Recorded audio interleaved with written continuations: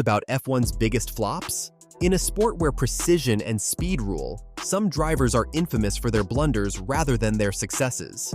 These racers had grand ambitions, but left with tales of mishaps and missed chances. Stay tuned. Your favorite might surprise you on our list.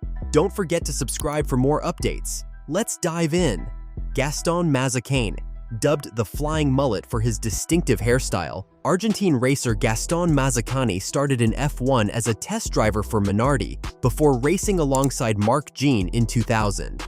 Despite a few notable moments, like nearly scoring points in the Brazilian Grand Prix under today's point system and overtaking Mika Hakkinen in the US Grand Prix, Mazzacane struggled to match Jean's performance. His stint with Minardi was overshadowed by a pit stop error that injured two crew members. Mazzacane moved to Prost GP in 2001, but was dropped after just 4 races due to poor performance against teammate John Alesi. Since then, his only major international outing was in the 2004 Champ Car Series, but he remains active in Argentina's domestic racing, finishing 12th in the 2023 Turismo Carretera Series. Alex Young, driving for Minardi, showed little promise in F1 with consistently poor performances. In late 2001, he replaced Marcus, benefiting from government sponsorship from Malaysia. However, his 3 races were marred by reliability issues, and he finished 16th at the season finale, while Alonso came 11th. In 2002, Young partnered with Mark Webber, but struggled to meet F1's 107% qualifying rule on 3 occasions. Webber outperformed him in every race they both finished. After failing to qualify at the German Grand Prix for the 3rd time, Young was rested for 2 races by team owner Paul Stoddart due to his qualifying struggles. Although he returned later in the season, he did not secure a seat for 2003. Luca Badoer. Luca Badoer's F1 career is notable for his record of the most races without scoring a point. Debuting in 1993 with BMS Scuderia Italia, Badoer also raced for Minardi and Forti. After a decade as Ferrari's test driver, he got a race seat in 2009 due to Felipe Massa's injury. However, his performances were dismal. He qualified 1.5 seconds off the pace in Valencia, finished 17th, and was last at Spa. Badoer was quickly replaced by Giancarlo Fisichella after just 2 races. His poor results, including a best finish of 14th, highlighted both his rustiness and the uncompetitive Ferrari F60. Narain Karthikeyan joined F1 in 2005 with Jordan, largely due to financial backing and his connection with Trevor Carlin. Despite his significant funding, he struggled, scoring points only at the controversial US Grand Prix and being outperformed by teammate Tiago Monteiro. Moving to Williams as a reserve driver for 2006, he had minimal track time. Karthikeyan returned in 2011 with HRT, setting records for the lowest finishes at some races, and being replaced mid-season by Daniel Ricciardo. In 2012, he achieved a best result of 15th in Monaco and famously clashed with Sebastian Vettel. After failing to secure a 2013 seat, Karthikeyan raced in Super Formula until 2019 and made a final appearance in the Asian Le Mans Series in 2021. Nicolas Chiesa. Chiesa's Formula 1 career was brief, but notable for its lack of impact. In 2003, he was brought in to race for Minardi after Justin Wilson left for Jaguar. Despite a solid junior career, including a win at the Monaco Formula 3000 race, Chiesa's entry into F1 was underwhelming. With no prior F1 experience, Minardi boss Paul Stoddart gave him a test at Mugello to earn his super license. Partnered with the experienced Jos Verstappen, Chiesa struggled to match his teammates' pace, failing to out-qualify or finish ahead of Verstappen in his 5 races. He finished without major incidents but never troubled the points positions.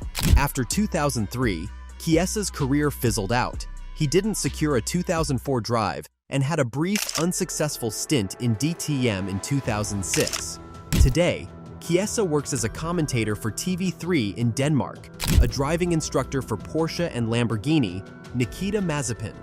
Nikita Mazepin, a former test driver for Force India and Mercedes, had a mixed junior career.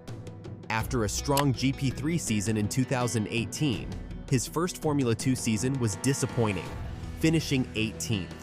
However, he improved in 2020 with the high-tech Grand Prix, finishing 5th in the championship. In 2021, Mazepin joined Haas F1 as a pay driver, supported by his father's company, Uralkali. He struggled significantly, often qualifying behind his rookie teammate Mick Schumacher. His debut was marred by multiple spins, earning him the nickname Mazepin. Despite the uncompetitive Haas VF21, Mazepin consistently lagged behind Schumacher, with statistics showing Schumacher's average race time advantage of over 30 seconds. Mazepin and Schumacher were retained for 2022.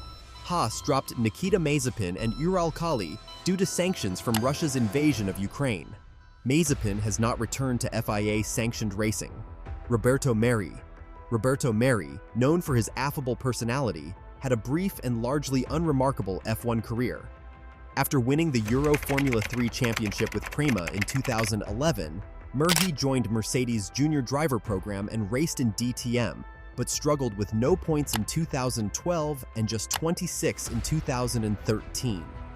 A move to Formula Renault 3.5 in 2014 saw him finish 3rd behind Carlos Sainz and Pierre Gasly, leading to a test driver role with Caterham. Caterham's administration led to Merhi missing out on a race seat, which went to Will Stevens. In 2015, Merhi joined Manor Marussia, but struggled, failing the 107% rule in Malaysia and often finishing at the back. Replaced by Alexander Rossi before the season ended, Merhi was not retained for 2016. Since then, he has continued in endurance racing and Formula 2, achieving a notable 2nd place in the 2021 S5000 Tasman Series. Rio Haryanto. Despite a lackluster junior career in GP3 and GP2, including 2 years with Manor in GP3, Indonesian driver Rio Haryanto was given an F1 opportunity for 2016 thanks to his 4th-place finish in the 2015 GP3 Championship and significant sponsorship from the Indonesian government. Haryanto's F1 debut was marred by a pit lane collision with Romain Grosjean, earning him a grid penalty.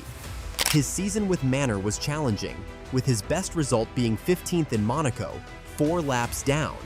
At the Austrian Grand Prix, Haryanto finished 16th, 25 seconds behind teammate Pascal Wehrlein, who scored the team's only point. His performance remained poor, culminating in a spin at Silverstone and last-place finishes in Hungary and Germany.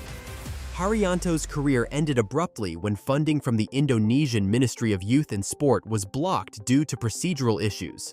With Wehrlein clearly outperforming him, Haryanto was replaced by Esteban Ocon mid-season.